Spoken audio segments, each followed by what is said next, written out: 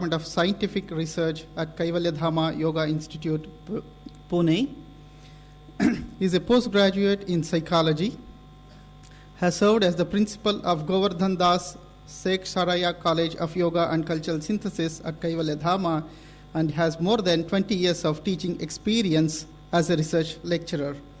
He has contributed more than 40 scientific papers and is a recipient of Shivaram Apte Award of the Ferguson College, Pune, and Bharati Jyoti Award by IIFS, New Delhi.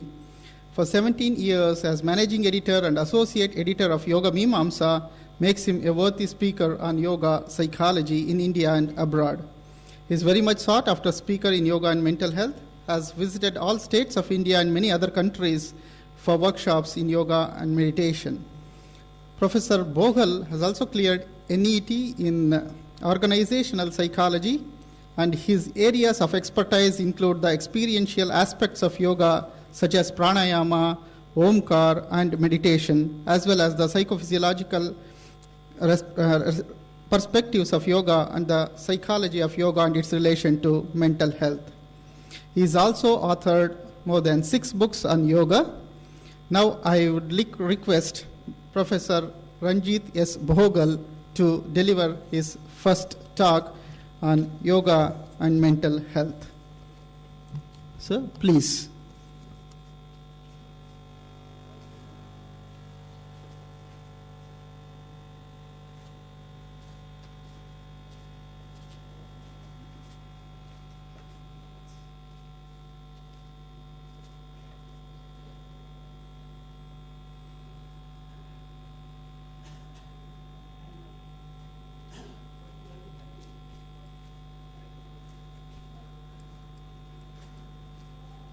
I am happy particularly because for the first time so many media persons are there in front of me. Maybe from childhood I wanted to be a media man. That would not be in future. Just before I was coming here, there was an executive from Mahindra and Mahindra company, and he came to me. And he told that his organization is thinking very seriously to integrate meditation into their corporate management, high cadre executives. And he told that in other part of the world, nowadays corporate people are very serious about meditation. And I thought, foreign people are very much serious, and therefore, anyway, I did not speak anything there. But then today I am going to speak about yoga and mental health.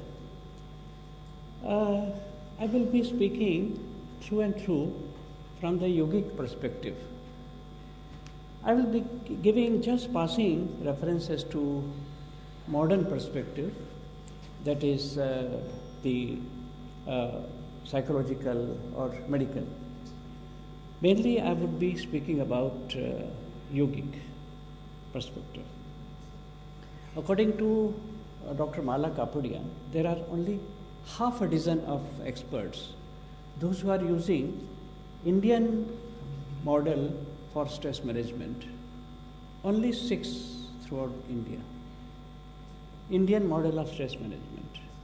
And all are using foreign model, that is medical or psychological. So let us speak about Indian model. It is a kind of jara hatke, that's what Madam Mittal, Anuradha ji Mittal told me, jara hatke aapka hoga.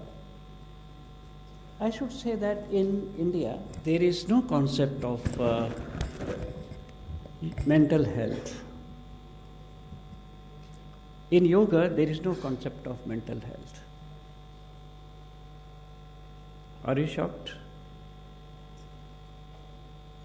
There is no, because we are always speaking about the total health. And mind is subservient to intellect. Mind is considered as a monkey, if you make a monkey very healthy, what would happen? He would be a better monkey, doing better way monkey business. And therefore, let us come to Kathopanishad, which says our personality is just like a chariot. 5 horses are just like 5 senses, and they are tied to mind. That is manas, we call it, to be precise. Manas is held by intellect, that is buddhi. And buddhi is always having decision-making kind of endeavors. Yes. In Bhagavad Gita it is said that if mind is even one, indriyani pramathini haranti prasabham mana. So indriyas are so important, so powerful, that even best of minds are valid. And it also says, indriyani charatam yanmanu nidhite tadasya harati pradnam vayur nava vivambhasi. Just one of the senses, if they are valid, if they are misled, they are disturbed. Can you please keep the mobiles off? Even one senses are misled or they are disturbed, the whole personality is destroyed. And when there are more than one senses involved, there is no chance of survival. So that is manas. Chanakya used to say that, oh God, take away everything of mind, but do not take away my intellect. That is buddhi. Now buddhi is taking decision. So buddhi needs to be strong, healthy. Then it will hold mind, so that mind would not go after senses. And then the mind has to be calmed down. Mind, manas, is very important, even though it is a very fidgeting or very, very insecure, kind of very, very disturbed entity, but manas is the only medium through which yoga is possible. Anything is possible. But then it needs to be calmed down. And that's what Yoga Vasishtha says. Yogo prashamano upaya, mano prashamano upaya, yogo itya vidhiyate, mano prashamano upaya. So the idea is we have to, prashaman of mind is very important. Now what is prashaman of mind? Not only shaman, prashaman. Prashaman, there are two views. One, we will speak about Bhagavad Gita. It says, Raga dvesha viktestu vishyanindriyeshcharan atma vashe vidhayatma prasadam adhigacchati. This is raga and dvesh, antipathy and attachment, if you keep at bay. And then there is a prashaman. And what is the outcome of prashaman? Prashaman, advanced kind of calming down your mind. Then there will be a prasad, objectless joy, self-existent joy. That is something. And then this is, and Patanjali Yoga Sutra says that there are 5 monsters which need to be contained. Now, these 5 monsters are to be contained, and then we will have prashaman. Now, let us just for 2 minutes stop here, and let's have a just passing reference to the mental health. This is the ability to face and solve problems and to select correct alternatives so that we have contentment and happiness. This is what the definition says. Now there are 11 characteristics given by Mental Health Association of America. Now here you will notice that just the last one is of much substance, that is having an effective conscience. The rest is something, thumb rules. Now here is very important, they have recognized this, what it is, Sat Sat Vivek Buddhi, what we call in Hindi. Now Kathopanishad, I was speaking about it. Mind is rein and the intellect is the operator of the chariot. Warrior is the owner. And therefore, as said earlier, the intellect needs to be strong and stable. And then it can contain mind, it can control mind so that it can work wonders. And then automatically we have senses controlled. And therefore this warrior is the owner. Now you see, operator is buddhi. That means it is operating the whole personality of a human personality. But it is not the owner. Owner is Atman. It means what? Buddhi should be, intellect should be strong, stable. But then how? Through Sattva-guna. And it should always be in connection with the Shakti part of Atma Tattva. There are two parts, static and dynamic. The Shakti part, because dynamic part is static, it doesn't take part, Shiva Tattva. But Shakti Tattva is something which always guides the intellect. And therefore, if you have Sattva-guna and all that Sattva-guna, yoga is sattvic, and because of that, you have your intellect stabilized. That is the whole. Now, Prashamana. What is the outcome? Outcome is this. We have comprehensive security gained automatically if we are having Sattva-guna and if our intellect is stable. And then we have Chit Padarth. That is, the knowing stance is always on increase. Ananda Padarth. Anand ki or. Chale Anand ki or. That was something the hoarding is telling. Anand is objectless and self-existent joy. That. And then we have fourth one, Mukta Swarup. Comprehensive freedom. Not just any freedom. I am free from my complexes. All kinds of, that comprehensive freedom. Not that I have got a right to do anything. No, but I am free from my all kinds of biases, prejudices, and my complexes. That is comprehensive freedom. And the last one is Isha Sarup. That is, not only I am on the good path, virtuous path, but I strive to make others come to good path. I am trying for that. We are trying level best to do that. So here, 1 and 2, 3, it gives you comprehensive awareness. And that leads to comprehensive freedom and vice versa. So this is spirituality. This is the concept of Prashaman. This is not only relaxation. Otherwise, mind is relaxed. You say, kya kar rahe ho? Main aaram kar raha hu. Is it yoga? No, it is not. Prashaman. I am full of samatvam. I am full of yoga karamsu kaushalam. And then I am doing something creative, divine creativity. Now, dulling, normally what happens with all of us? This is our awareness is always blurred for obvious reason. Because we have given free rein to our senses. And because of that, blurred awareness is there. Awareness is the watchword in yoga, please remember.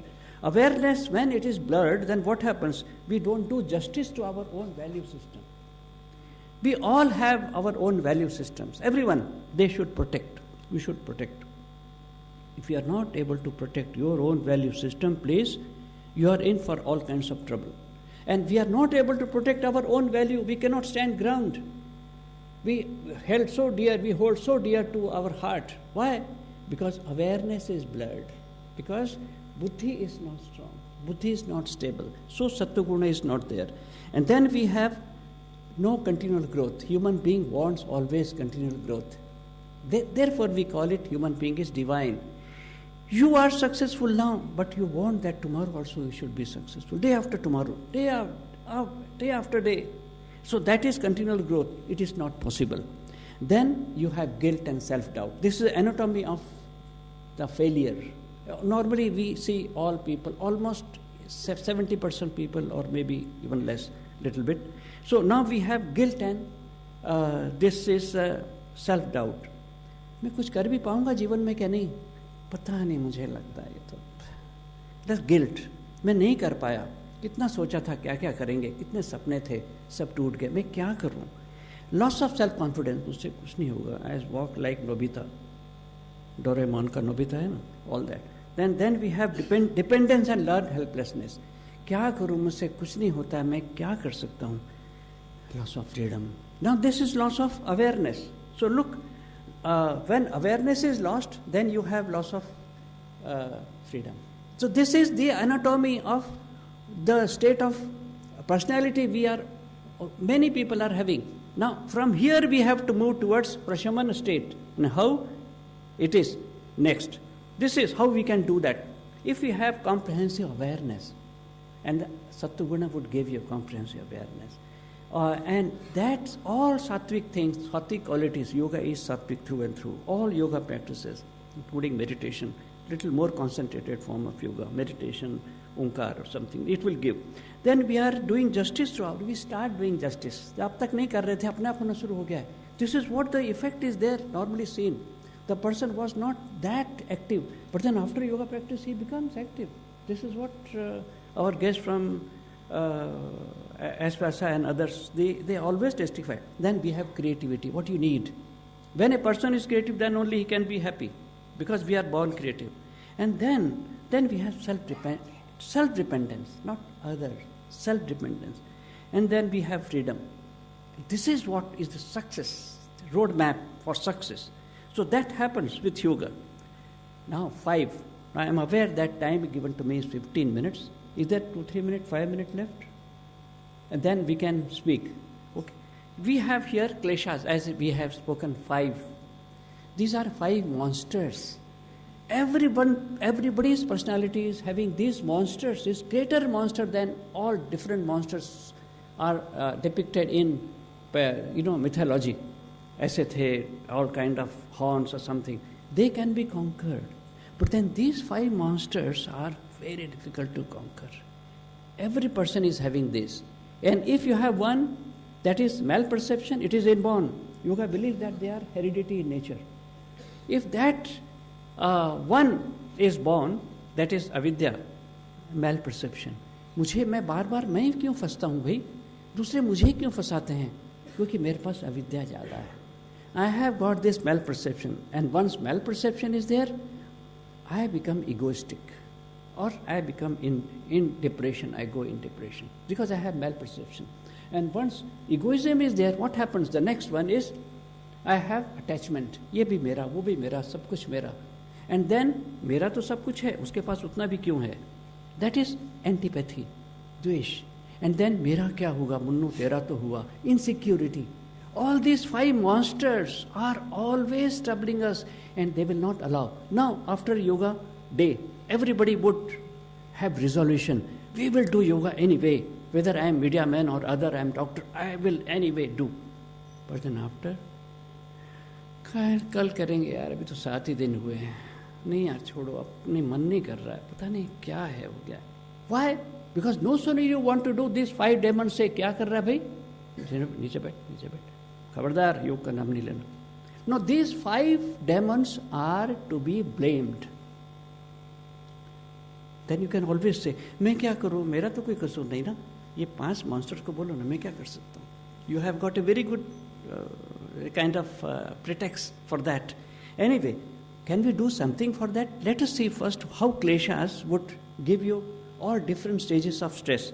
Kleshas themselves will not create any problem. But then when they get interaction with environment is of 2 types. Physical environment, that is how people are. आप कहेंगे एक तो मैं गुस्से वाला, ऊपर से पत्नी भी गुस्से वाली मिली, हमारा तो कबाड़ा हो गया. That means the environment. And your आसपास के जो लोग हैं वो भी वैसे ही हैं. मैं क्या करूं, कोई अच्छा मिल नहीं रहा है, क्योंकि मैं भी ऐसा हूं, वो भी ऐसे हैं, हम बर्बाद हो गए. If just one person is good at home, the rest, even if they are disturbed, everything is okay. But then environment, physical environment, and the acquired characteristics from the society, that also constitute the environment. And now here, heredity is, in fact, this is hereditary and also congenital, both kleshas. Congenital, something happens. It has to do something with your sanskaras in the past lives or something. So this is, yes. And now these chittavrittis are created. And more chittavrittis are created, what happens, You become identified with those chittavrittis. Now, chittavrittis are 5, as you know. And this is smriti, nidra, praman, viparya, vikalp, all this. So, if there are question and answer, I will speak about this. So, chittavrittis are something, when they are very many and intense, then only you get identified with them. Uske andar samras ho jate ho. And then the first stage of the stress comes, that is psychic stage. This is emotional disorder in medical science. Emotional disorders, we call it, yes. And here, the person is having diabetes, but then after some days he is all right. It's not diabetes. In fact, it is neurotic kind of shooting up of the blood sugar. And also sometimes blood pressure is shooting up. But it is not blood pressure. Experienced doctors know always. We have Dr. Deepak also here. And he's advised some rest. After 2-3 days, he is all right. But then when it is persistent, day after day, then it is hypertension, then it is diabetes. Under stress, it happens. And that is psychic stage of emotional disorder, emotional responses, not disorder, emotional responses. Now this is, and vritti sarupya, the first stage, the person becomes just zero from hero. एक ही दिन में गड़बड़ हो गया बेचारा. क्या हो गया? वो कहता है कि आखिर में क्या था वही हुआ. उसने तो इनकार कर दिया शादी से, मैं तो गया. Kind of thing. Because immediately he becomes, just goes into dust. So this is again psychic stage. Vritti sarupya, if it is complete, that means you get identified with all these vrittis.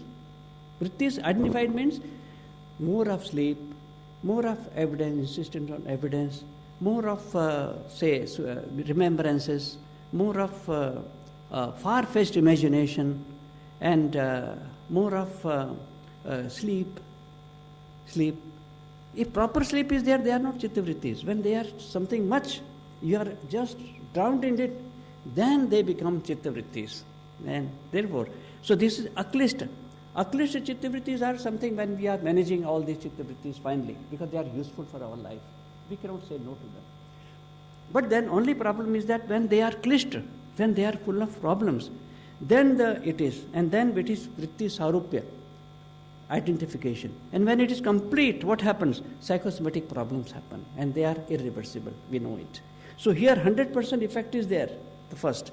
The second one is 70% effect is there of yoga. And then we go to somatic stage, just 20%. And then we just go ahead, because if we don't practice yoga, we go ahead and ahead. And then it is organic stage where all the organ failures are there, kidney failure, this failure, and then doctor says we cannot do anything. Even the best doctors in the world would say, and then he says, why me, why me? And that kind of thing would happen, and then klesha become more strong. So this vicious cycle goes on and on until we say bye to the world. What to do then? Yoga has given one method, Kriya Yoga. Klesha tanukarnartha, samadhi bhavnarthasya. So if you have this, kleshas reduced. Now our problem is to reduce kleshas. Just 2 minutes more. Yes, just 2 minutes more. Kleshas can be reduced through Kriya Yoga. And remember, this is mathematical equation. If you reduce this, then chitta would be less, and it would be a vicious, not propitious cycle, it will become, not vicious. And then you get rid of all the problems. You think it is far-fetched idea or kind of exaggeration? Not at all. I am working on a large scale in China, India, and everywhere. And I see this is happening. People say literally, we love Kriya Yoga. And all practices, good practices, simple practices of meditation are known as Kriya Yogas. And now here one method. Probably you may not know this. Many people, because it is there in Srimad Bhagavat. 11th Skand, 14th chapter, 32 to 35. The method of Omkar is there. It gives you prashaman. It gives you that prasad, objectless joy. And then it removes all the problems. Yes, it is something very special. And I will just speak about this little bit. Ritya Vichinnam Omkaram.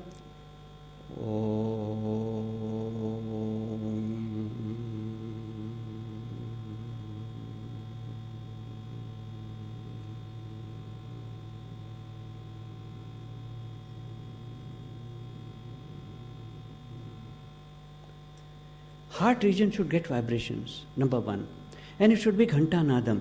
Tan. Lord Krishna is telling, therefore don't look at me like this. This is the correct method. And the third one is Visornavat. That is, the stem of lotus flower from within is so tender. That tenderness should be felt within the throat at the end of Ma. And we get that prashamana. So methods are there. We have gems scattered in our whole literature. Only the need is to collect them and see what the problems would be solved. And if time is left, at the end I want to take 2 to 3 minute meditation session. Now I respect the chair and I stop my presentation for question answers. And I like question answers very much. Thank you. Since we are running late, what we will do is we will have all the 3 speakers and then the question answer sessions. So let's move to Dr. K.K. Deepak now.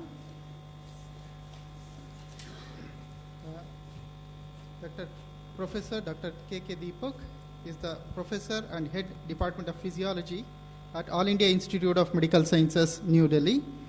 He completed his MD and PhD in Physiology from All India Institute of Medical Sciences, Delhi in the year 1984. He has more than 80 index research publications, has contributed 11 and more chapters in various books, and has published 3 books. He is expert in the autonomic function test, and he is the one who first established the autonomic function lab in India.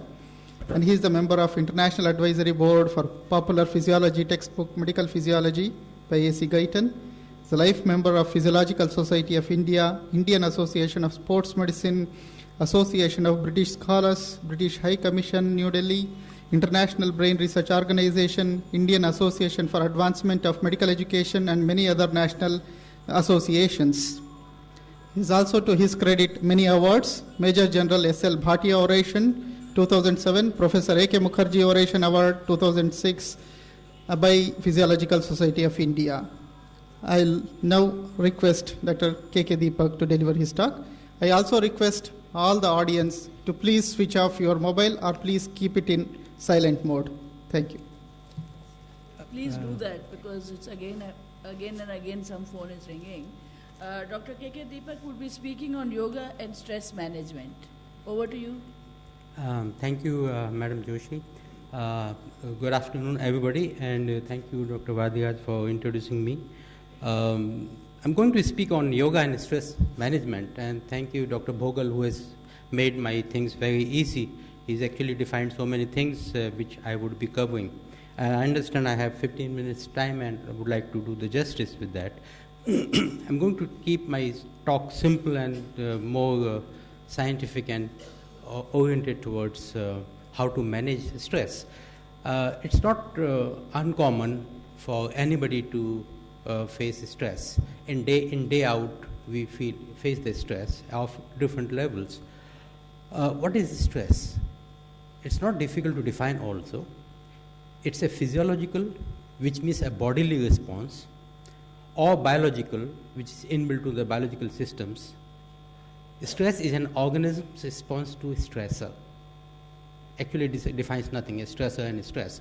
But what is a stressor?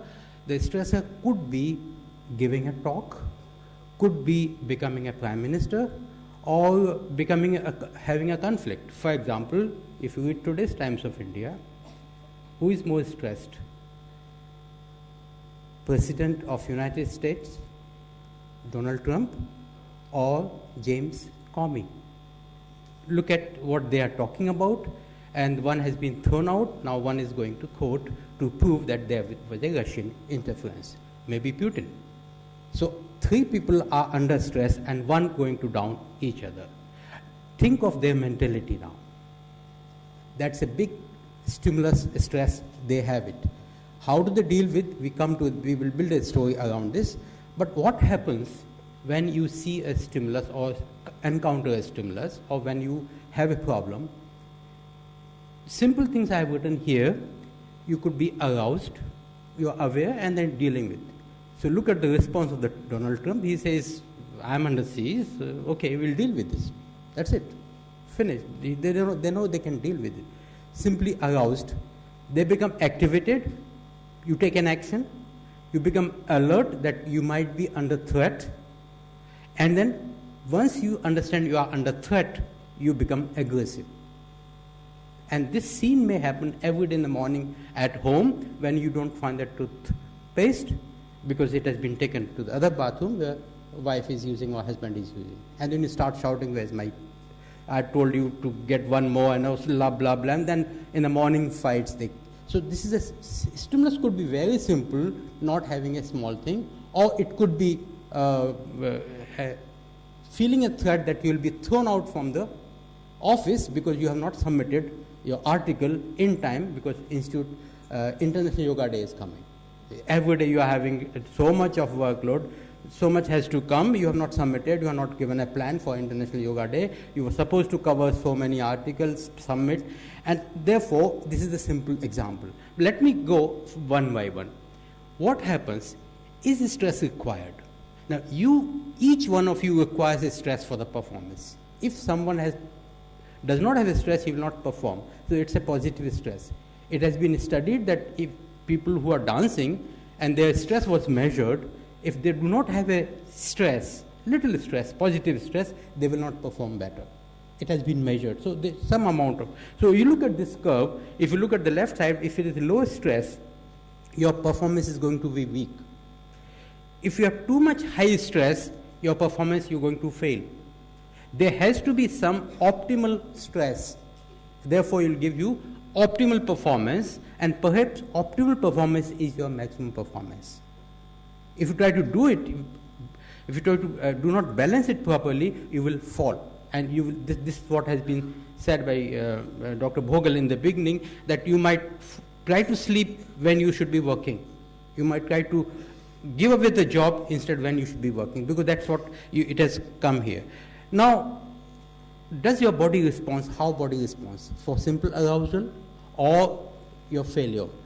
The body has various organs through which it responds, and various organs start giving you signals that you are under stress, or you're over aroused, or you are about to fail.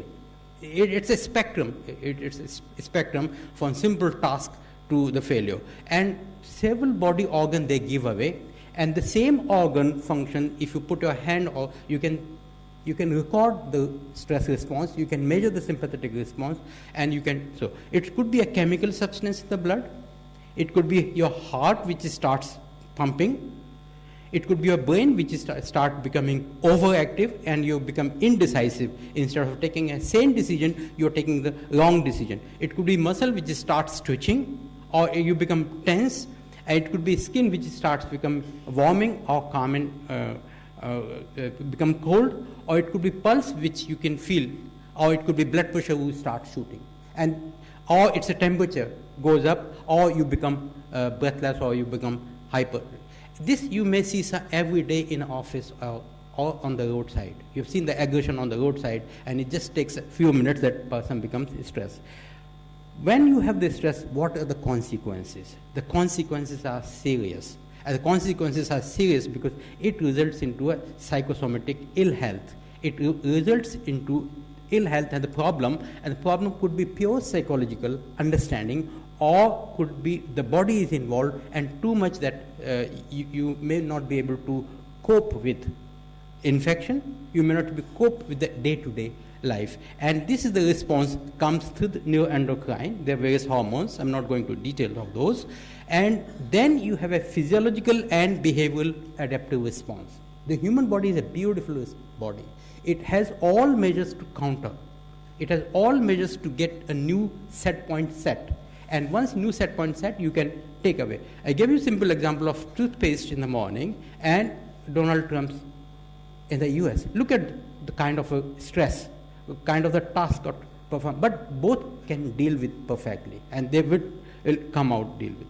So the important thing is that people have capability to sense that I'm under stress, and people should develop that capability that you can feel you are under stress and then take feedback. Body itself has a beautiful feedback system by which it gives you a feedback and tries to correct the response, whether it's blood pressure or heart rate or any other system. And therefore things are normally kept under control, and that's what we come about, that how it can be helped. So the stress response could be there's a stressor and then there's an environment which you are interacting. Then it could be adaptive, that you are adapted to it, or it could be maladaptive. Therefore, I told you the stress could be very serious stress that you succumb to the hypertension and suddenly you succumb to the heart attack, or it could be simple that you start shouting. So it could be somewhere a very large spectrum you can see. Therefore, something is a normal stress, you should feel that it should be a normal stress, and or it becomes a distress. And therefore, when it becomes distress, there's a hyperfunction, you finish and fight and kill someone, or it is a hypofunction, or there's a long dysfunction, and then it leads to a chronic stress. If you keep on having stress for long enough, about a month, then there are several other manifestations start. There's one study which has been reported, you can see on Wikipedia. Women were tested for the stress response. They were given shock in the feet by a simple shock, and they were looking for the stress response. And they were given two situations. Hold the hand of a husband and look at the response. Hold the hand of somebody who is not husband and look at the response. And the response was different. The people get adapted in the society and support by which you become coping. So with the husband, the response was perfectly controlled situation. Things were okay. But when somebody else's hand was held, the response was bad. Which means environment, your colleagues, your family plays a very important role. Important role, family. So I always write in my emails, if you are happy at home, you will work better at office. If you're not happy at home, unlikely you will work. So that's what kind of a coping response or dysfunction can occur. And if it occurs for 1 month, more than 1 month, your response to the wound healing depressed. Which means if you have a long chronic stress, your ability to fight infection, ability to fight cancer, ability to fight some other long will be depressed. Therefore, you should realize that it's no longer, and you should be adapted to it. In the long run, you can have increased blood pressure, that is hypertension. There could be endothelial damage, which is a small organ in the lining of the blood vessels, which is a health marker, and it gets damaged. Therefore, your ability to control a blood pressure locally goes waste. It doesn't perform. And therefore, there are also antioxidant stress, because there's too much of oxidation going on because of sympathetic stimulation, and therefore you get this results into metabolic syndrome and would result into diabetes, MI, or cancer, or other non-communicable diseases, which my Dr. Hemant is going to speak later. Now, we talked about the stress, what to do about it. Do I have 5 minutes more? So, how to do, and how can yoga serve as an antidote? Does yoga serve as an antidote? Simply, if you look at any type of yoga, whether it's a Kriya yoga or some other, it has various components. And these components are actually antidote. Whether you perform with the yoga, or with a relaxation response, or hypnosis, or acupuncture, or some other kind, you'll find common denominator, which is a relaxation response. They have a physical movements are restricted, or a pattern. Like you do meditation, your physical movements are restricted. Therefore, you become, the less input is going to your brain. Or they are flowing, like Thai meditation or some other kind, or doing a simple yoga with, the breathing movements are controlled. Therefore, you change your breathing profile. Therefore, you take more oxygen. You don't need more oxygen because it's already there. But this oxygen, this breathing shakes up your breathing, heart rate oscillations, also oscillation of blood pressure, and also the brain. So that's why it gives you the relaxation, something similar what meditation is giving. The passive physical relaxation, which can be done, induced by yourself. You can induce a passive physical relaxation. You have a capability to contract muscles. You have a capability to relax them. And that can be felt, which is seen in Savasana, those who are doing. And there's a cognitive restructuring. You change the thinking pattern. When you talk about this, you change the how to handle things, how to take things. That's a cognitive structure. And therefore, these are the 4 main components with yoga, meditation, or any other. They take into account and then modify the whole scenario of receiving signals. And therefore, it falls into the 5 domains they try to influence. They influence your psychology, how to take a stress signal, your cardiorespiratory response, your heart rate and blood pressure, they try to boost them, endocrine and immunological response, therefore the wound healing or cancer healing could be better. We have seen several cases where it has been a cancer, now they have come out of it because of changing the mindset. The autonomic response, which control your heart rate, blood pressure, your immune function, your several other functions, and finally the endothelium, which is a small organ present throughout the body, which controls your local blood flow. This is the one simple record which Dr. Bogle was talking about, the mind is monkey. But how to record it? This is what we have recorded and published long back. We put the EEG electrode and ask person to calm down and do meditation. And we see it's very difficult, they fail. We wanted to see when they fail, what happens to the brain. And then we gave a small micro switch, small switch in a hand. We said, whenever you fail in meditation or concentration, you tell us. And that's what you see, the bottom mark signal here. From here we knew they've been failing and then doing meditation, failing and doing, which means there were interferences, there were intrusions, and we could record that. And therefore, by giving meditation, we said, reduce those interferences, intrusions, and then concentrate, kind of a non-analytical attention. And therefore, there are some methods available by which you can actually find out when the mind is wandering, and this is one of the methods. In nutshell, there is a thought. Thought serves as a stimulus. There may be a small WhatsApp message which might disturb your whole day or maybe whole life. The small message or a small thought of perception that I will fail, or perception that my boss is not good, or perception that my subordinate is cheating me. Just a simple thought, which is a perception. There's nothing like that, but you just got it. You can get it. So therefore, it is thought stimuli. The moment you cut off this thought stimuli from your actions, which you can do, your responses, which could be cognitive, knowledge, which could be autonomic, your blood pressure, which could be you become tense in the office several times. You say, what kind of boss it is, what is he thinking about? You do all blah, blah, what is, it's not there. He may be thinking good of you, but then you have perceived in the wrong way. Therefore, you become tense and you can feel it. Or any other response, could be sweat response or your breathing response or some other kind of response. It could be, or you become sleepless in the night because you are harboring that stimulus, which is a thought. So meditation teaches you how to take away your thought from the action. And that's what the whole process goes on. It's a wonderful thought-action dissociation. Anybody can do it, thought-action dissociation, with the meditation or without yoga. It's wonderful. It's a basic technique, one can do it. Therefore, the whole nutshell, there's a cognitive set, you change your mindset. Whatever stimuli are coming, you reduce them. With too much of stimulation, now we're seeing so many things you don't have capability to. You're listening so many gossips. Sometimes you listen to gossip and you become tense. There's no need. Or then you become too much of effect, too much of the responses. So if you cut off all these things, you become calm and relaxed, and that's what gives you. This is what the basic mechanism. Now coming to the last slide, is the relationship of personality. Is the relationship of personality vis-a-vis yoga and meditation. There is a beautiful thing which I got from literature, that if you have a typical personality feature listed on the left side of the column, the chances that you will fall meditator or non-meditator, whether can you meditate or can you become a yogi, not in the sense of going to the jungles, but within staying at home, can you open-mindedness. There are people who are open-minded. They can listen criticism. And those have a good open-minded, they will, chances that will be high to become meditator. Level of agreeableness. You agree or disagree, or you agree to disagree, but don't shout or don't be physical.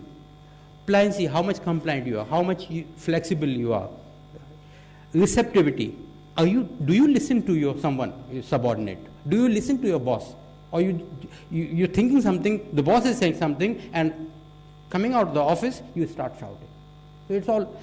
Therefore, do you have it? So those who are receptive, they will become. It's not, the world is black and white. You have everything, but you don't have to react that way. Emotional stability is equal. Many intelligent people who cannot do meditation can be emotionally stable. So with this, we have seen that the stress is a factor which influences psychology, physiology, and that can be very nicely, precisely dealt with meditation, yoga, and other. With that, I come to end, and thank you very much. Thank you, Dr. Deepak. We now move on to Dr. Hemant Bhargav. He would be talking about yoga and non-communicable diseases. Dr. Hemant Bhargav has completed his graduation in the medicine from Indira Gandhi Government Medical College, Nagpur, Maharashtra. After completing his medical school, he recognized the limitations of conventional medicine. This led him to pursue Doctor of Medicine in Yoga and Rehabilitation, and further also he pursued doctoral degree in Yogic Sciences from S. Vyasa University, Bangalore. He is an experienced yoga therapy consultant working as assistant professor in S. Vyasa University, Bangalore, India for the past 5 years. He is actively involved in yoga research, patient care through yoga therapy, and teaching holistic medicine to undergraduate and postgraduate medical students. He has published more than 50 research papers in peer-reviewed journals in the field of integrative medicine, yoga, and Ayurveda, and has been invited as a speaker at many national and international conferences, workshops, and seminars, including Society for Neuroscience Conference in Louisiana, USA. He was deputed to All India Institute of Medical Sciences, New Delhi, for establishment of Center for Integrative Medicine and Research. He was also the organizing secretary for the 20th International Conference on Frontiers of Yoga Research, organized at S. Vyasa University, Bangalore. He has received major yoga research grants and travel grants as principal investigators from government funding agencies such as Department of Science and Technology, Government of India, and Indian Council of Medical Research, Government of India. Now, I request him to deliver his talk on the topic, role of yoga therapy in non-communicable diseases. Over to you, sir. Thank you very much, Dr. Vadiraja. Thank you, Joshi Madam. Previous speakers, Dr. Bhogal and Dr. K.K. Deepak, they have nicely prepared the platform for my talk. Dr. Bhogal gave the philosophical basis of the yoga in mental health, and Dr. K.K. Deepak provided you an overview of stress. Now, this is the overview of my talk. In the previous centuries, infectious diseases like cholera, malaria, plague were the major killers. But when we look at 21st century, we see that the non-communicable diseases are a major cause of mortality globally. They have reached epidemic proportions now, and WHO says that cancer, cardiovascular diseases, chronic respiratory diseases, and diabetes, they have been a hidden epidemic now. Epidemic means a sudden large prevalence of the cases in a particular area, and they have a global spread now. Every third person is diabetic. And we see that people around us, just few decades back, these names were not that common. Like our grandfathers, they did not know such terms as diabetes, hypertension, but they have become very familiar to us. So what has happened in these few decades that these diseases have reached these proportions? Why NCDs have become a global problem? First is the sheer size. There are huge number of patients globally now. Second is that we are not able to find out a pinpoint cause. Like in case of infections, like whether it is malaria, cholera, plague, you knew that there is a specific pathogen and there is a antibiotic to kill that pathogen. And when we discovered that drug, the illness was cured. But when you ask, is there a pinpoint cause for cancer, for diabetes, for hypertension? When we go into the pathology of these illnesses, they become multifactorial. Right from the genetic cause, the lifestyle. Here we see that the habits, smoking, drinking, the high cholesterol levels because of our dietary habits, sedentary lifestyle, lack of physical activity, and psychological stress. All these, apart from the genetic cause, are playing a role. So we don't have a pinpoint cause to address. Secondly, all these illnesses bring out a huge economic burden. The trends show that in the last few decades, millions and millions of dollars have been poured globally to find out the solution to these non-communicable diseases. And the researchers go much in depth. They go into the very depth. Every day in the newspaper you read, okay, a new molecule has been discovered, a new pathway has been discovered for cancer. And then there is another research to develop a drug, a molecule to block that pathway. Now we are doing this for many decades now. And we see that the curve of the economic burden, the money spent on research to solve the problem of NCDs is exponentially rising, and parallel to it is rising the mortality graph because of these diseases. So modern medicine has reached a state of saturation. We are going into the depth, we are finding out molecules, but there are newer problems that are arising. And now there is a need to find out a different approach to this problem. Now here, as very beautifully pointed out by Dr. K.K. Deepak and Dr. Bhogal, the lifestyle, these are now considered as lifestyle disorders. Speeded up lifestyle. As explained by Dr. Deepak, that now, the difference, a few decades back when these illnesses were not that common, now what is the difference? Now we are sitting here in the National Media Center. We know that at fingertip, we are at information explosion era. And there are so many distractions. In our phone, there are hundreds of WhatsApp groups. Every day the messages are coming. There are emails. Now we have become very speeded up. Now there are 10 things where our mind is doing at the same time. And we are agitated inside. Mentally, there are so many distractors and so many stimuli. And they are all a kind of stressor. It can be a positive stressor, it can be a negative stressor, but it demands a response. You are continuing a chain of thought, you are going into something, and suddenly a message comes and that is broken. And you are into something else. And suddenly into something else. Now our lifestyle has become very, very, very, very fast. This fast lifestyle has increased the average number of thoughts in our mind. Now the average speed has increased. Earlier our mind, our thoughts were traveling at 20 miles per hour. Now we are 100 miles per hour. Today's human being, the speed of thought has gained a different setup. Its set point has gone higher. Now because of this, everything is fast, so we are aging fast. The illnesses that were developing after 50, 60 years, now they are at 30 years. People coming to ICUs with heart attack at the age of 32. 35, they are diabetic. 35, they are hypertensive.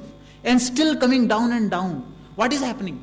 These illnesses are age-related, degeneration-related. So these illnesses do come. If as you progress, the age progresses, there are arterial blocks and all.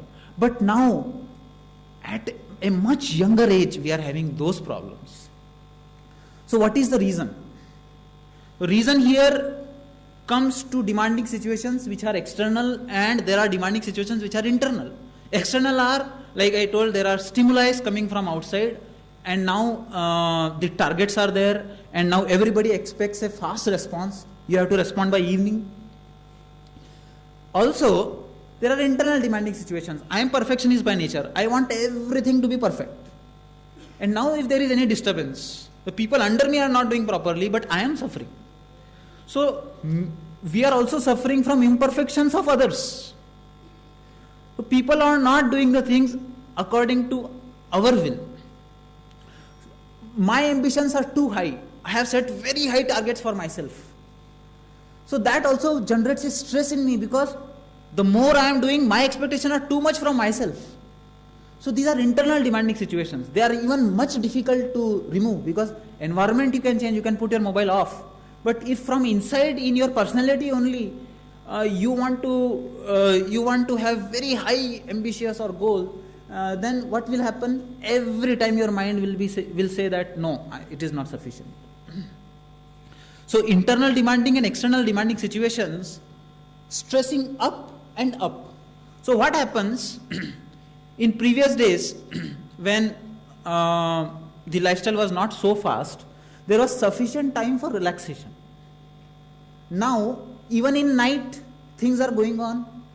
Now, the number of thoughts that increase in our mind during daytime, they continue even at night, and that encroaches our sleep.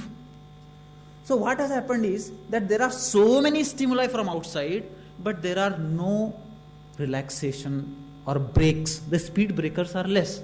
So we are like Abhimanyus. We know how to go into the depth of the thing. We know how to go and penetrate into the depth, but we don't know how to come out.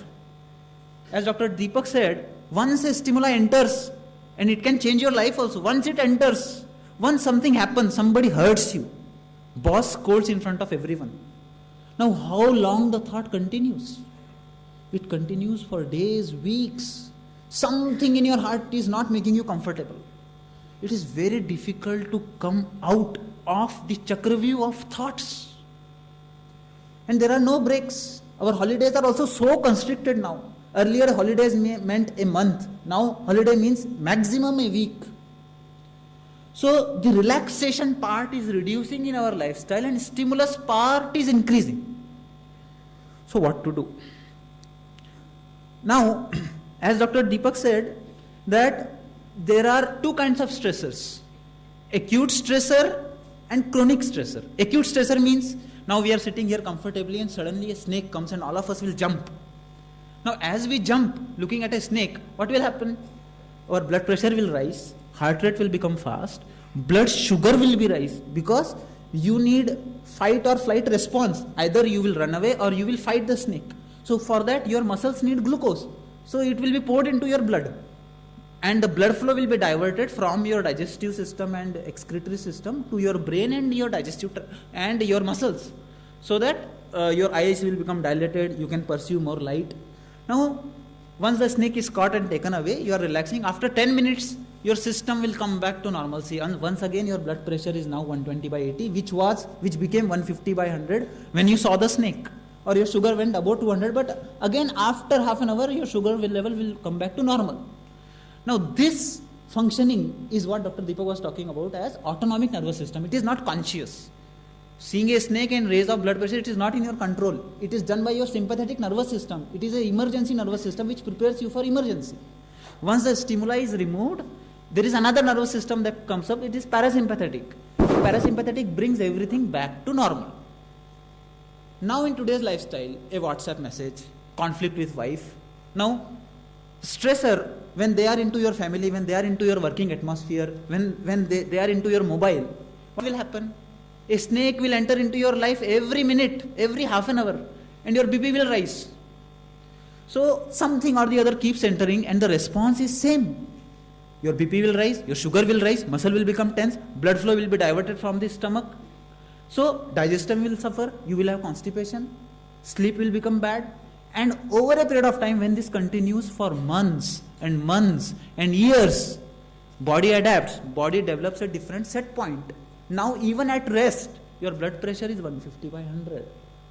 Blood sugar is above 200. Now you are having migraine headaches. Now you are having constipation. Now the stress has become chronic and your body has adapted to it by developing a higher set point. So this is the role of autonomic nervous system in all these non-communicable diseases, stressing up and up.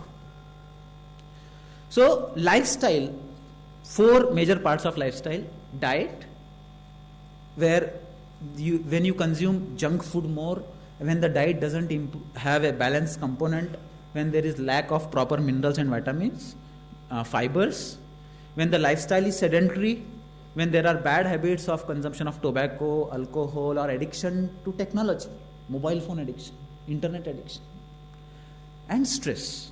These are major parts of lifestyle, and when you see properly, all of us know that I have to eat healthy food, I have to eat more green vegetables, I have to eat fruits, I have to do more exercise, I have to practice yoga every day, I should not consume alcohol or tobacco, and I should not be stressed. All of us know this. But why we are not able to follow this lifestyle?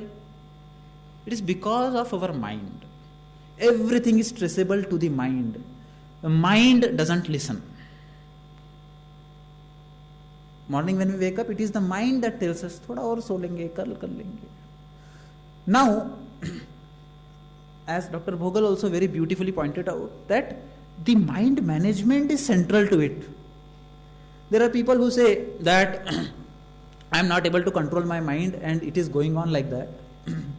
And there are other extremes. People say that what you should do is you should live a very disciplined life, and the mind is taken into a negative way and there is a conflict with mind, fight with mind. But Bhagavad Gita says that both the approaches are wrong. Following the mind, whatever it says, is also not correct, and every time suppressing the mind and killing it is also not correct.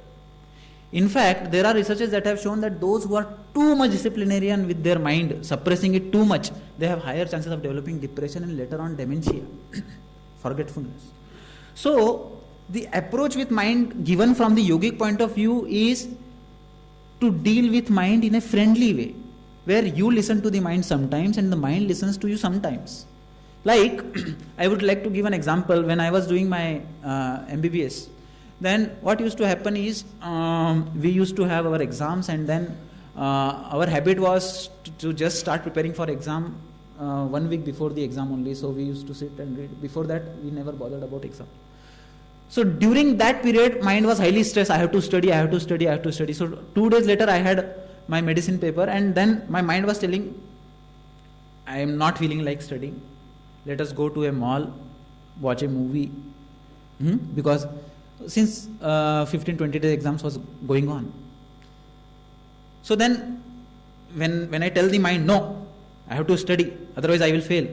When I was studying in the medicine book, I was seeing the pictures of malls, then some eatables, then movies, fun. So then 1 hour you concentrate and you want to study, the mind is distracted towards the mall. So your efficiency output is nothing. I am not able to study also, and my mind is putting me in, not able to concentrate there. So then in such situation, I actually did it. I just closed it and I went for a walk, and I actually went into the mall. And there when I went, and I enjoyed it. I ate whatever my mind wanted to eat, some masala puri, pani puri. When I was eating it, when I was enjoying in mall, the mind was telling me, see, you have medicine paper, you are not studying. Then you can tell your mind, see, you told me, we can communicate. You told me to come to mall, I am here. Now please be in the mall and enjoy. So I spent nice time, then I came back. After that, when I sat, then my mind was telling me, open a laptop and watch a movie. Then I became a little strict to my mind. Then I told him, see, you told me to go to mall, I went. I gave you whatever you wanted to eat. Now I beg you, please cooperate with me. After the exams, I will show you 3 movies. And actually the mind cooperated with me.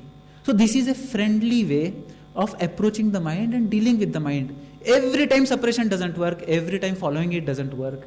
Actually, a mind is giving you whatever you feed it. It should be dealt like a small child. See, when you say child not to do anything, it will do that thing more. But what you should do very beautifully, I have a small daughter, 2-year-old. So, she watches this choo-choo TV in a laptop. So, half an hour, 1 hour, she is watching. Now, when I put the laptop off, she cries loudly. I cannot do that. So, what I do is, I get a beautiful toy and I show her. And slowly I put the laptop off and I take her there. So like that, mind has to be given something. You cannot say, just stop the mind and sit. Use the trick like you would deal with a child for the mind to entertain it. It cannot do one thing for a long time. So whatever it likes, gradually, slowly give it something else to do, and then you can take it away into something else. So like that, this should be the approach to manage the mind. This is what I feel, and this is what even in Bhagavad Gita Krishna says, Bandhur atmat manastasya yen atmaiva atmanajitah. It should be the friendly way that we should deal with our mind. It is actually, we are all integrated beings. Body, subtle energy, breath, mind, intellect and soul. I am everything. It is not that I have to just cut off everything else and become soul. I am everything, and every drop of myself should be utilized for my action. First, let us integrate within oneself. Our mind is fighting with our intellect. Our intellect is fighting with our senses. Let us start doing things with 100%. One definition of yoga is integration of mind, body and soul together. Whatever you do, do with your mind, body, soul together. Integration inside will increase the energy level in you, which will bring you a different level of awareness. So, this all have been explained that stress plays a very important role in all these different lifestyle factors. Drug addiction, stress is an important component. Even in improper food habits or those who are stressed, they are less likely to observe physical activity. So this I have already explained. Yoga is integration of union of mind, body and soul, union of individual self with the universal self. So there are different schools of yoga. Traditionally, the yoga served the purpose of enhancing human evolution, and Hatha Yoga is the basic preparation for Patanjali Yoga. Hatha Yoga means when you perform something dynamic, like Surya Namaskara and breathing practices, and then you approach the mind. Yoga's Chitta Vritti Nirodha. Chitta Vritti is what? Chitta Vritti is what I am talking about, the circuit of thoughts. A continuous repetitive thought that keeps on going in our mind throughout the day. This is Chitta Vritti. And yoga is calming down. And it should not be a fighting approach. What you should do is, there are approaches to deal with the mind either directly or indirectly. The beginner should approach the mind indirectly only. The direct approach comes automatically at a higher stages. So what is the indirect approach to calm down the mind? Yama. Yama is Satya, Ahimsa, Aparigraha, Brahmacharya, Asteya. If you tell one lie, you will have to tell 10 lies to hide that one lie. And ultimately what will happen? You will get 10,000 thoughts. So these yamas, following certain social conducts, ultimately indirectly reduce the number of thoughts. You become calm. You are simple lifestyle. Then, when we sit, when we are agitated, how do we know that stress is accumulating in our system is, we cannot sit still. There will be restlessness, there will be agitation, legs will be shaking, hands will be moving, forward, backward. So we cannot sit still. This suggests that there is lot of things that are going on in the mind and there are a lot of chitta vrittis. So asanas, maintaining a posture for certain breaths. 10 breaths I will maintain a posture. Any posture just become steady. You are sitting now, sit. For 10 breaths I will not move. And what you will observe is that indirectly the number of thoughts per second are reducing.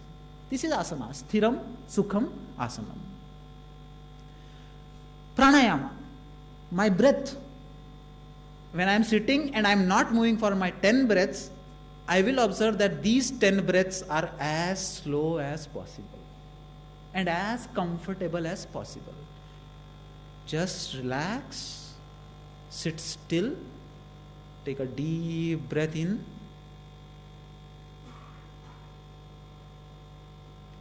slowly breathe out.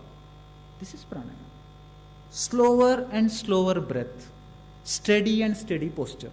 So ultimately, by social conduct, by steady postures, by breath regulation, pratyahara is sense organ control, by closing the eyes and shutting all the senses, it is at the advanced stage.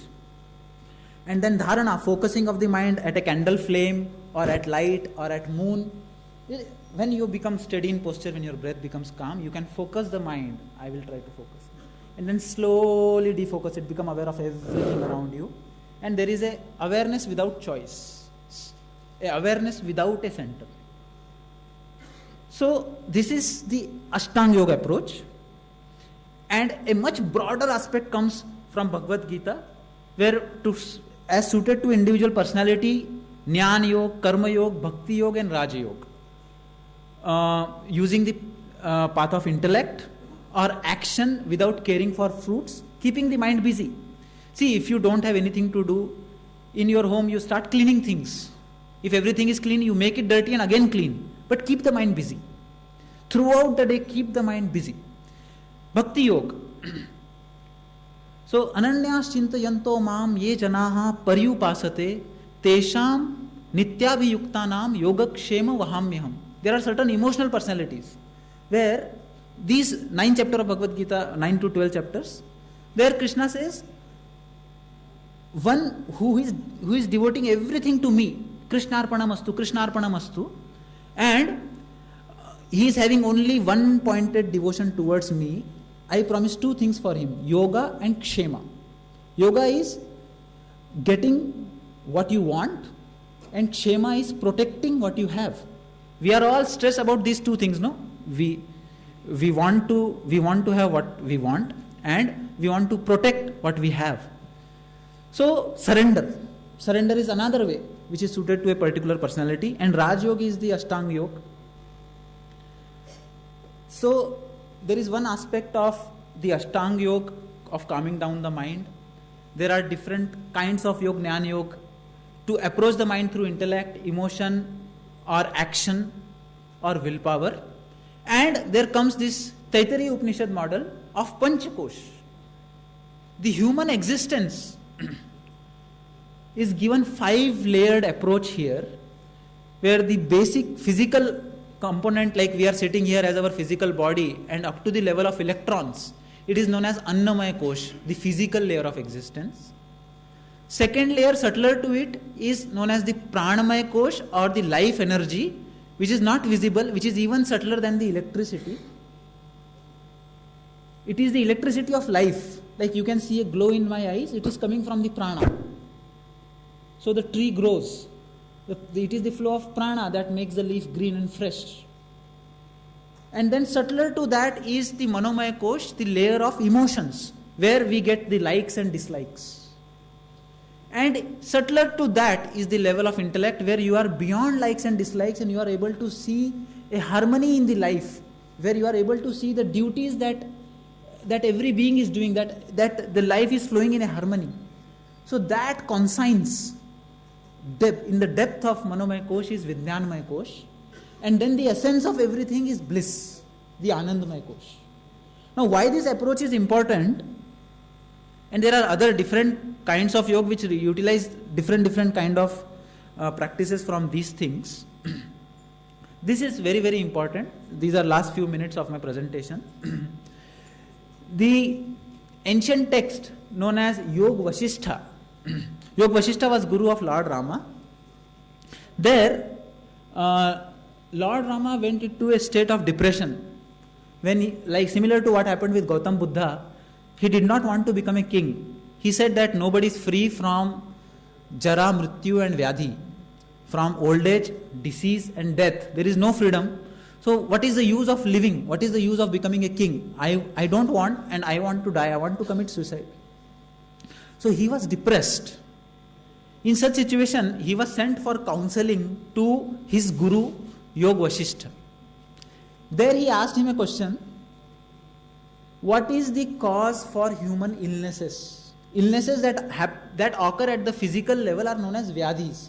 So he asked him, what is the cause for Vyadhi? Now when we read the Harrisons, we see that there are n number of causes, and there are many diseases which are idiopathic. We don't know the cause. But here in a very simplistic language, the sage says that any illness occurring at the physical level has only 2 causes, Adhija and Anadhija. First, Anadhija means the cause is in the environment, external, like infections, or there is an injury, sunburn, toxins, poisons, snake bite, all these, or a accident, fractures. These are all illnesses occurring at the physical body from the external cause. And then he says that there are other kind of illnesses known as Adhija Vyadhi, where he says that if you are not able to find out any external cause, then assume that the cause is internal. Then Lord Rama asks him, when the cause is internal, where is it? Then he says that it starts in the Manomaya Kosha. Anandamaya Kosha and Vijnanamaya Kosha are the layer of intellect or insight and bliss. They are okay in every one of us. But in the Manomaya Kosha, it is the layer of emotion. It is the emotional distress where the illness starts, and then it percolates down. Like the number of thoughts repeating again and again in our mind, slowly. I would like to give an example. A 40-year-old lady came with a diagnosis of ovarian cancer. She was having ascites and she was admitted to our center. When I was speaking to her and we were counseling her, I observed that that lady had a particular kind of personality, and she herself said, I am very emotional by nature. When I asked her, by emotional nature, what do you mean? Then she said that I become attached to things very easily, and it is very difficult for me to detach. So I am very much attached to my husband actually, and in last few years I observed that he had an affair with somebody else, and he was carrying another mobile, and I found out by accident. After that, I suffered that those thoughts are not going out of my mind. I really suffered for years together. And he had very high tempered, and he used to say that you are suspicious without any cause. So I was not able to express it also. So what happened in her is, for years together, there was a apeksha bhang, what we say, no? So what that detachment led to a particular stimuli and a thought pattern that ran in her mind, a emotional distress. Over a period of time, that it became more and more potentized and slowly penetrated from the manomaya kosha into the life energy or the pranamaya kosha and disturbed her pranic flow.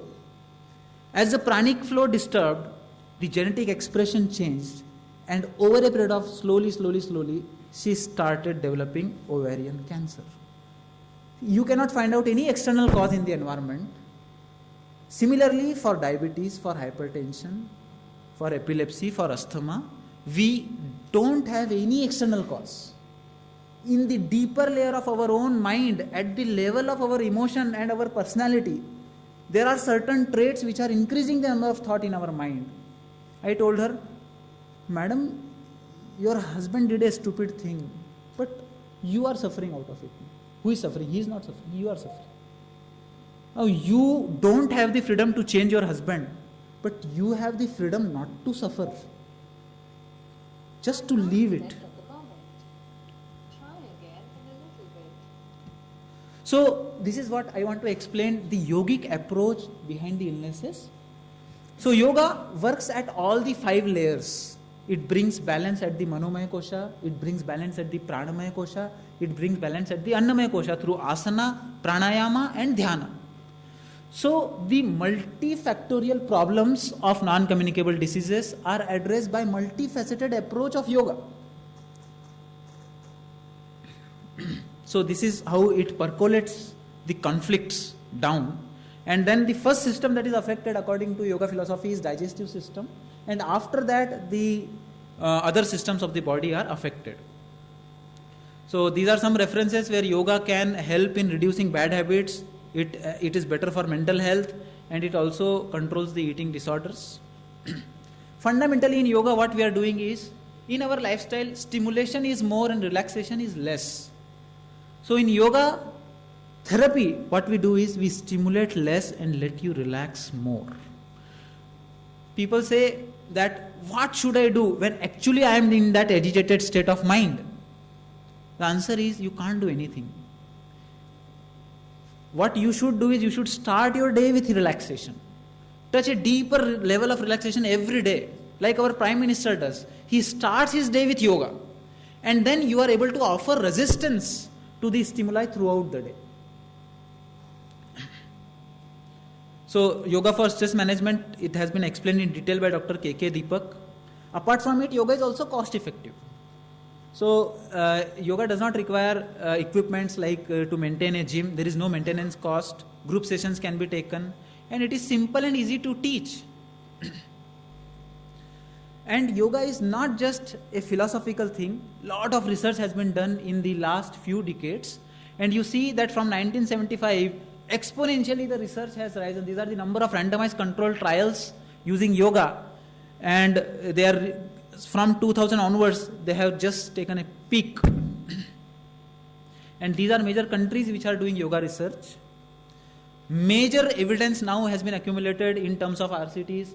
Breast cancer, 17 RCTs. and diabetes 17 RCTs, depression, asthma and back pain. No doubt on the efficacy of yoga in these illnesses. And these are other various disorders where yoga has been found effective.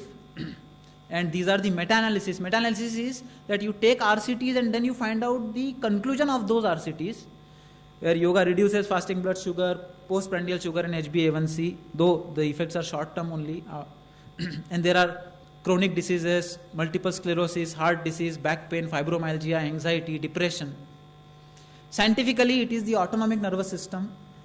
Stress increases sympathetic nervous dominance, whereas yoga increases parasympathetic dominance. And therefore, by reducing this stress, yoga is effective in all these illnesses because stress is playing a central role in the Manomaya Kosh. Then, is yoga safe?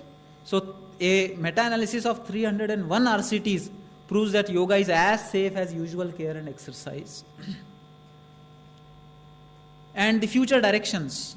Prevention of NCDs should be focused on, as our minister also said. Deeper understanding of mechanisms and long-term follow-up studies. The research tools, we have tools which are too gross, they are not able to catch the prana, they are not able to catch the Manomaya Kosha. So such tools should be developed by engineering to catch those subtle effects. Now way forward, as modern medicine is reaching saturation in solving problem of NCDs, integration of medicine, as pointed out beautifully by our Minister of Ayush also, as Swami Vivekananda suggested, combining the best of the East with that of the West. Integration is teamwork. Now there is this conflict, whether modern medicine is good or whether yoga is good or whether Ayurveda is good.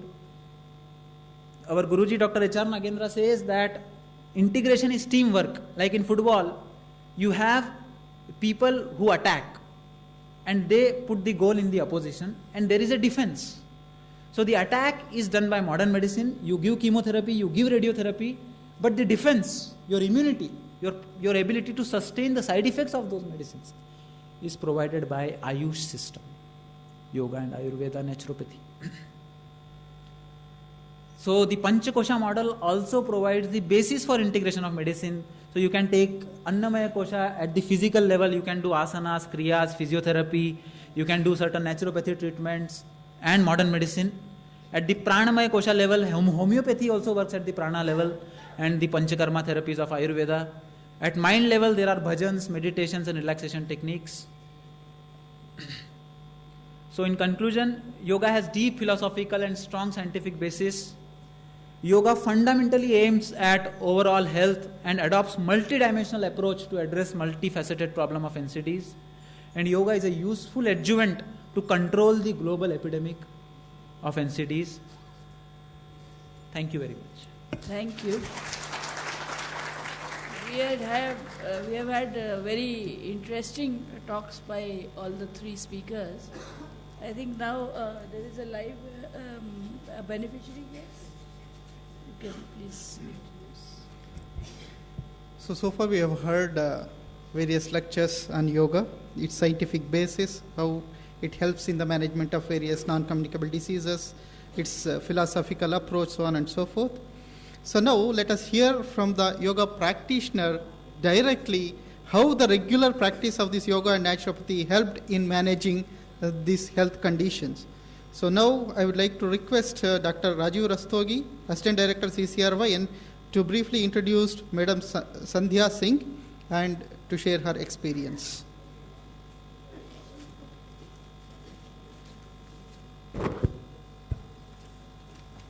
Thank you, Dr. Vadiraj.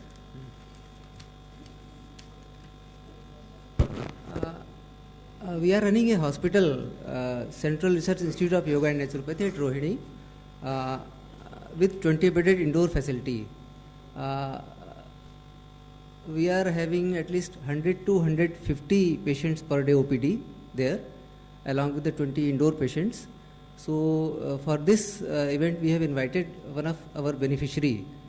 She is Mrs. Sandhya Singh, aged 51 years, having diabetes since 5-6 years.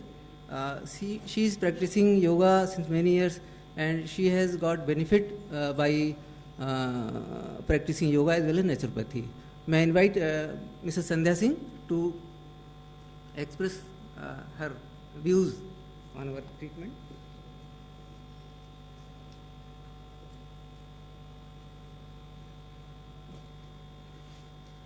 Hello, thank you for giving me a chance to express my gratitude towards this mode of treatment. I'm a professional person and I run a business as an entrepreneur, and my work is really stressful. So I developed diabetes and asthma, and it's my genetic issue also. And I couldn't find any workable solution that actually cures or protect. So when I reached this Rohini hospital, and I found the environment really friendly and neat and clean, so I gave it a try, so I can do. And I really found it, my asthma is totally gone. Because of diet programs, yoga, and nature cure treatments that is done by mud and water. So I am now free of asthma. I can do any activity, and diabetes is under control. Of course, my determination towards getting better health is always helped me while I get support from all the specialists in the area. Thank you. Thank you. We now open the thing for question answer sessions. If anybody has questions, please use the placard and then the mic will come to you, and then you can start asking. Introduce yourself when you ask. Demo will come.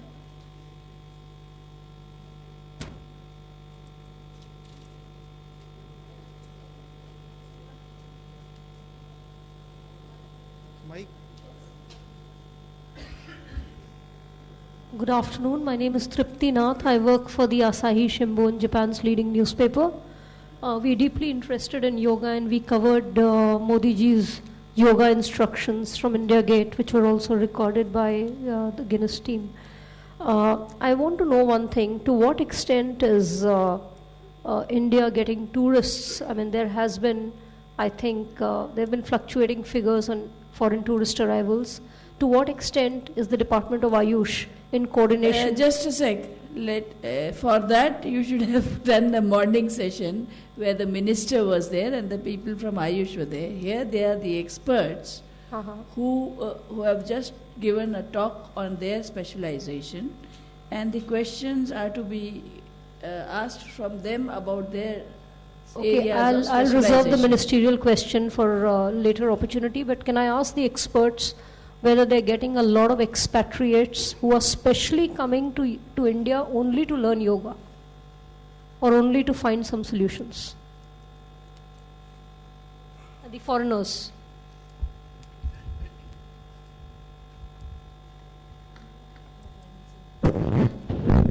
Madam, Swami Vivekananda Yoga University, Bangalore, there is a 250-bedded integrative medicine center where Ayurveda, yoga, naturopathy, physiotherapy and modern medicine are used together to solve the problem of NCDs. Here we get frequently the patients of multiple sclerosis, they come from Germany, and there are very good results. The university also runs courses like bachelor and masters and PhD in yoga, and there are students coming from Korea, Japan, China, Australia. So such things are happening.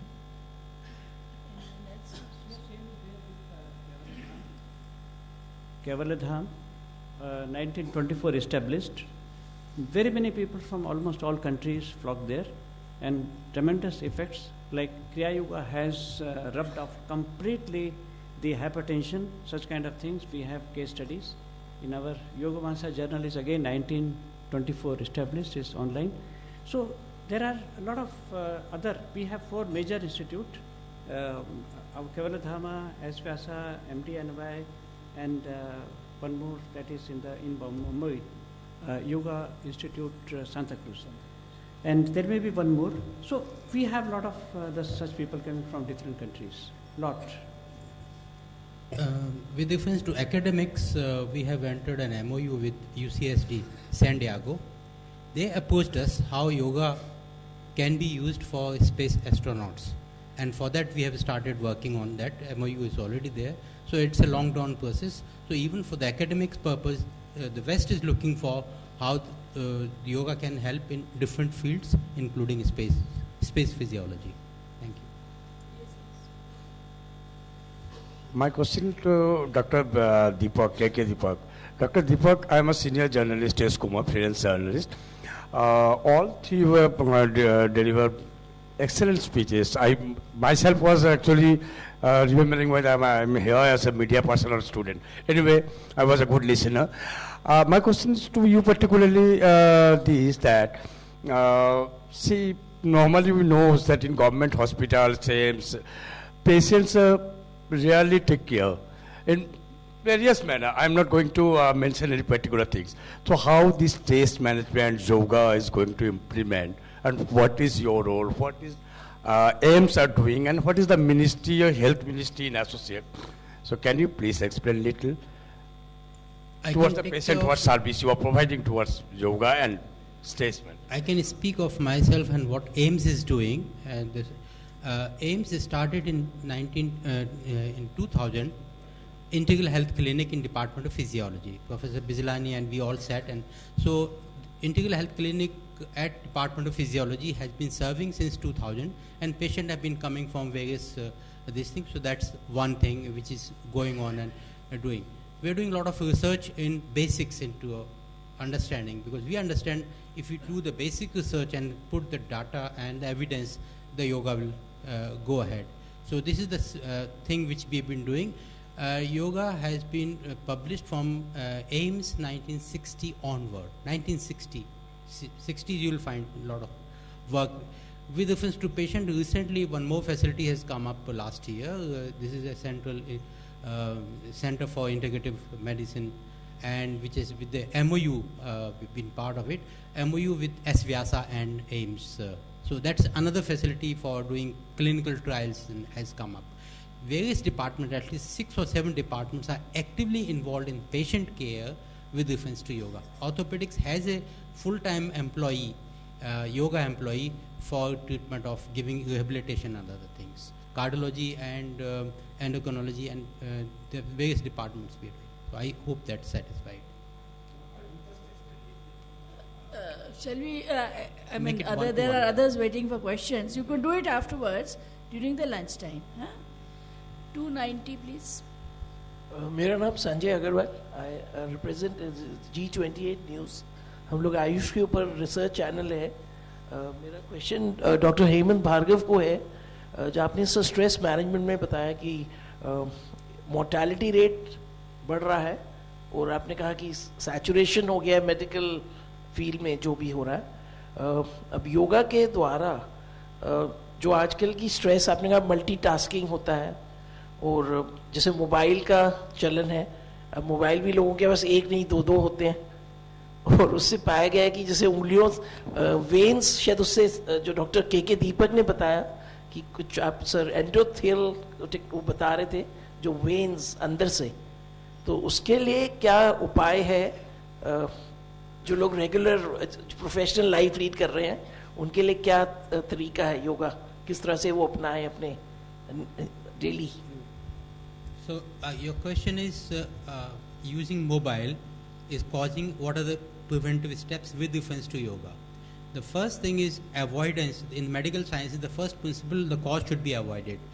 If you can take your mobile away from your body by using earphones and some other thing, you should do it. If you are in office, you have a landline, use landline. So those are the preventive causes. Reduce the number of calls. So that is the one important thing. Once you can't avoid it and you have the stress, then all anti-stress measures would help and would improve your whole body function, including endothelium. Thank you. So what you can do is, Dr. Bhogal gave a very wonderful technique of chanting Om. So 3 times a day, first doing some pranayama, Nadi Shuddhi pranayama, Puraka, Rechaka, Kumbhaka. So first fill in, hold for a while and exhale slowly. Do it for 10 breaths, and after that, let that ghanta naad, that word was there, no?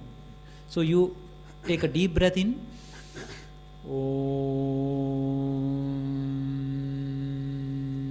Let that vibration linger in your brain for as long as possible.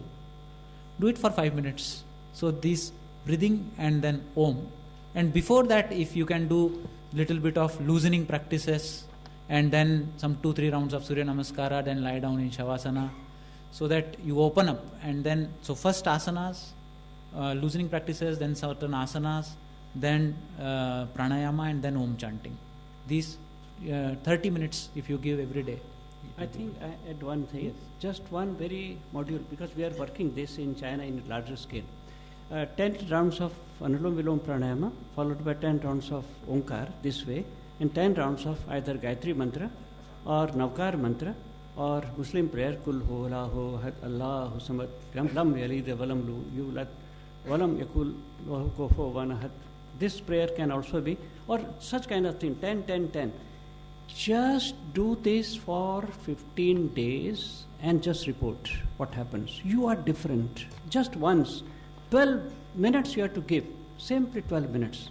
And if you have more time, well, what Dr. Hemant has suggested, you can do that. But start with this 12 minutes, 10 to 12 minutes.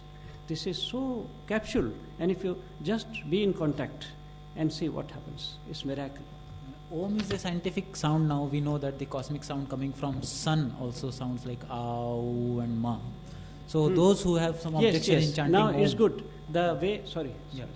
Now Dr. Ira Joshi has suggested the way of Gayatri Mantra also should be just as it is enjoined in our scriptures, not just any way.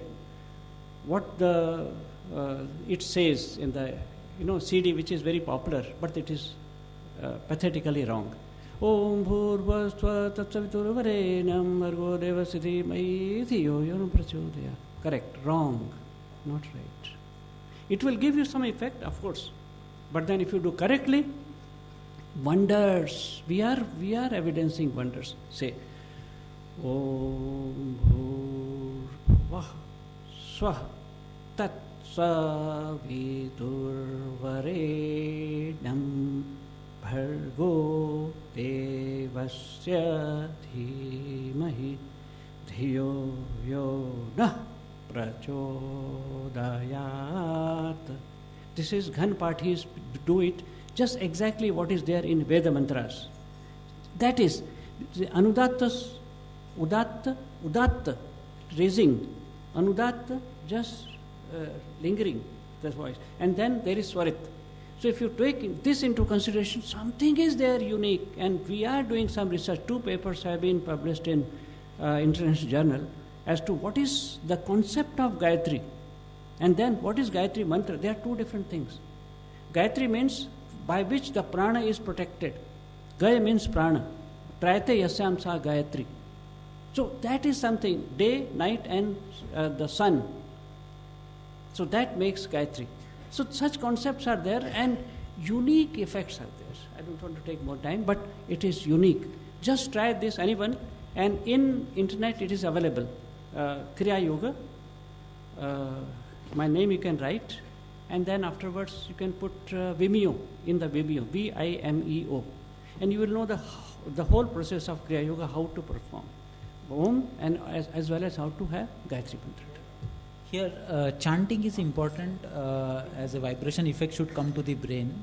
So, even those who belong to different religion and they don't chant such mantras, they can use such simple sounds as A, U or Ma. As a Brahmari pranayama we do, also can be done. So, yoga is something very scientific. 278, please. Yoga अब हिंदुस्तान में लोग जानने और पहचानने लगे हैं और करने भी लगे हैं. मैं खास करके योगा के में जो लोग अपना कैरियर बनाना चाहते हैं उनके लिए मान्यता प्राप्त संस्थानों का बड़ा अभाव है. खास करके दिल्ली में ही अगर ले लें तो मुरारजी देसाई इंस्टीट्यूशन है, एक इंस्टीट्यूट है, इसके बाद और कोई संस्थाएं है नहीं। क्या मुरारजी देसाई संस्थान को और एक्सपेंड करने की कोई योजना है दिल्ली और दिल्ली से बाहर? तो पॉलिसी मेकिंग का क्वेश्चन है, हम लोग तो मतलब योगा थेरेपी के एक्सपर्ट। मैंने पहले कहा ना कि ये इन एक्सपर्ट्स के एक्सपर्ट एरिया के उसमें बोली। आप पूछने जाए 257।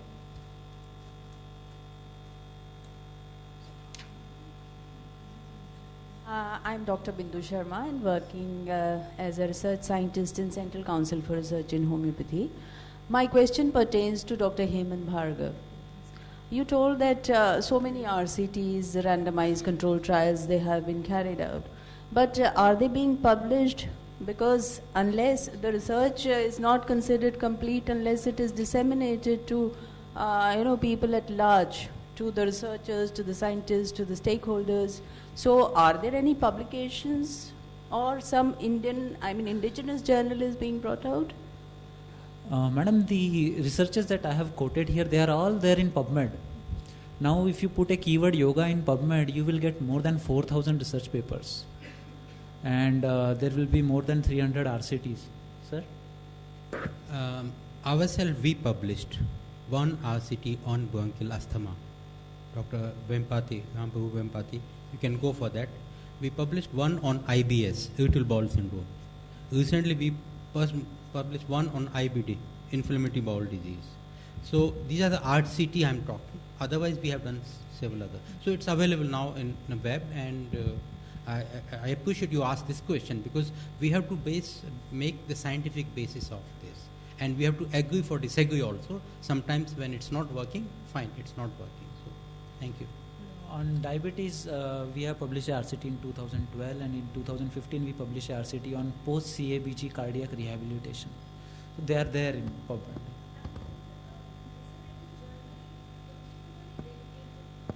Yes, International Journal of Yoga. It is by our institute only, Swami Vivekananda Yoga University. There is Journal for Alternative and Complementary Therapies. Indian Journal of Physiology and Pharmacology, published by AIMS, has been publishing yogic research since 1961 onward. So there are journals who are particularly, and they are Mimamsa by Kaivalya Dham. Yog Mimamsa, now it's on index now. We have got a question from Guwahati. Raju Deori, Senior Assistant Editor, Eastern Chronicle. So the question is, in today's restless lifestyle, how people should manage time for practicing yoga, what a person should do to remain stress-free. What they are saying is, as many working people have to go out early in the morning and come back in the evening, get engaged again in household chores, while some have to go out in the evening after working till late night, sleep in the morning hours. Many people practice yoga after joining some yoga workshop or camp, but they are not much aware about the food habits a person should follow before and after yoga practice. What food habits should be followed by a person who practices yoga, and what a person should do to remain stress-free? Question open to all of you. Start with this. In fact, you have to change your mindset. You can spend 3 hours going to a movie. Cricket, if you see 5 hours or 6 hours, gone. Gossiping and telephone takes away hours now. So that's one thing. Find out the priority. If you don't set a priority, it will not come. Second thing, yoga can be a lifestyle. In the whole day, it's not that continuously you're working for 7 or 8 hours in the office. You get 5 minutes, 10 minutes break also. So during that break period, you can do. And in the morning, evening, at least in the evening, if not in the morning, you can find out sometimes. So you have to set the priority for your health. No, sir, it is not possible, because your 5 masters will not allow you. Even if you know that it is good, you know that it is beneficial to you, they will not allow you. And therefore, do something for them. And Kriya Yoga is the best. Or such kind of other things, Dr. Deepak also has some such methods. That is useful. But Kriya Yoga is best bet. Another thing is yoga does not only mean that you find out time to spread your mat and then stretch your body. You can put certain Bhagavad Gita shlokas or certain good talks in your mobile and you can hear them while you are sitting in your headphone. You can put some bhajans, you can put certain mantras there. Another thing you can do is when you are traveling, you are in traffic, you can do breath regulation, you can do abdominal breathing. Take a deep breath in, expand your abdomen, exhale and sink it in. You can slow down your breath, you can do Nadi Shuddhi Pranayama, or even at the red light, Dr. Nagratna says that you can do Trataka on the red light. Just keep looking. So ultimately we have to become more steady and we have to regularize our breath and stabilize our body. It can be done anywhere. Just the thing is that this awareness is required. Just keep in mind triangle, asana, kriya yoga and meditation. You will be invincible person in your life. Food. See, yes, food. Yes, sir. Yes, I can tell. Food, there are lot of things of food. If you tell in the beginning only, take this, don't take this, from here resistance is there. Why should not? Right. ये तो ऐसे ही बोलते हैं. Therefore, firstly, we don't speak. And then, first, your habit should be formed towards yoga. Kriya yoga, this and meditation or asana, even asanas. After that, simply you feel like, अरे ज़्यादा नहीं चाहिए बस. अरे आप भी बोल रहे हो, हाँ मैं बोल रहा हूँ मुझे नहीं चाहिए. कब से आप change हो गया? अरे हो गया. So it happens. And then you can give something about, there are scores of things. What is Bhagavad Gita says, Chandogya Upanishad says, and there are so many things, yogic diet, and it is everywhere available in the internet also. I don't want to waste time there. But it comes later. First, have Sattva Guna ingrained in you. And for that, these things are required, what Deepak and Hemant said. And of course, myself also. We will now have a live yoga demonstration before we break for lunch. I thank all the three very eminent speakers. They have given us very interesting insights into the yoga and health aspects. Thank you. So